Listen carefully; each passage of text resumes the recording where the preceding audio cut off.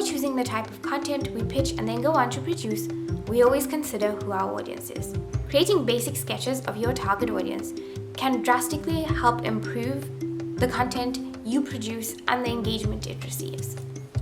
Understanding information like where in the world your audience is and how old they are both can affect the type of content you produce as well as when it is you post that content.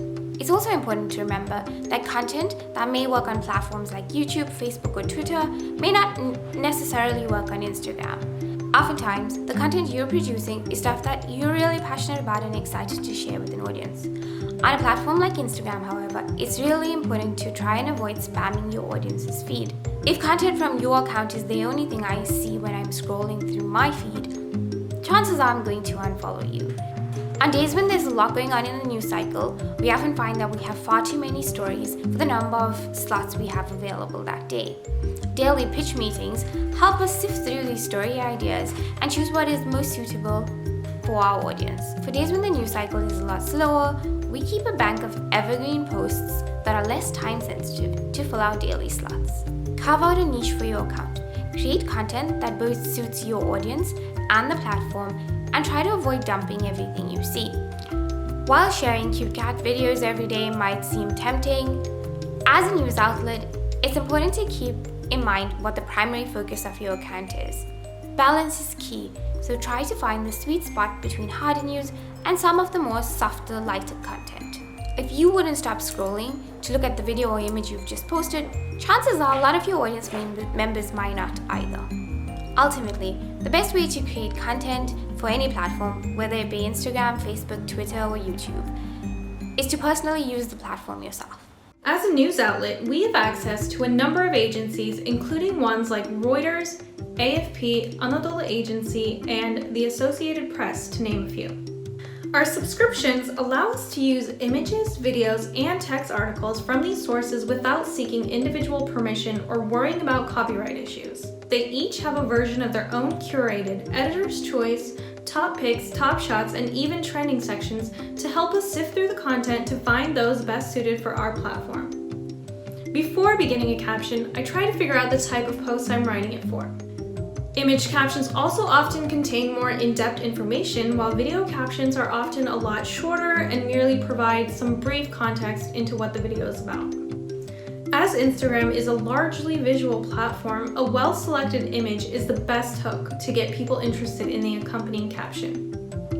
I try to begin my caption with the most striking point, or sometimes a powerful quote followed by the rest of the story. While providing context for an image is important, length is not what determines a good caption. The best captions are ones that sift through the most important aspects of a story and present the relevant and important information in a way that is appealing to readers. In the event that you don't have enough information to go off for a caption, you can add some background information or a brief history about the place you're talking about or the people. When fact-checking news updates, I always look at the agencies before looking elsewhere. We do this because the checks and verification processes each of them have often make them the most reliable sources of up-to-date information. If something is not on the agencies, we reach out to the individuals concerned to seek permission and further information. This step is important because without proper sourcing and permission, you may be infringing on someone's copyright. Sometimes we add thumbnail text to images, and this would be in the case where, at first glance, you can't really tell what the image is a picture of or exactly what story we're trying to tell with it. Oftentimes, most Instagram users scroll quite quickly through their feeds. Because of this, we try to post a lot more images than videos, and when we do post videos, the first few seconds of footage needs to be the most captivating and most informative to encourage the users to pause and engage with the content. Don't shy away from using mobile phone recordings. It's encouraged to use any form of visuals as long as they are coming from a reliable source, you verify they aren't fake news, and you have permission to use it. We generally make use of IGTV videos that are longer than 1 minute. These videos often include mini documentaries or explainers that dive deeper into specific topics. Many users still prefer to watch shorter videos on Instagram as opposed to the length of videos they would watch on a platform like YouTube. So, it's important to keep the length of the video in mind, and wherever possible, the shorter the better.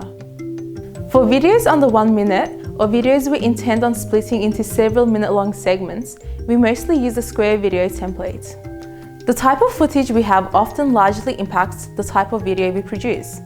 In videos where the visuals are self-explanatory and don't require any context, we use a raw video format.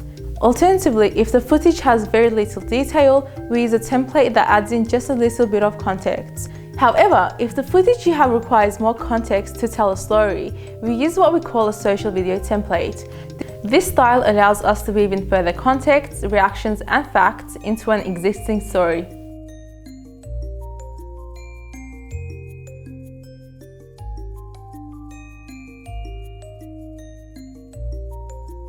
If you are watching a video with sound on, there's nothing more distressing to me than audio that doesn't flow.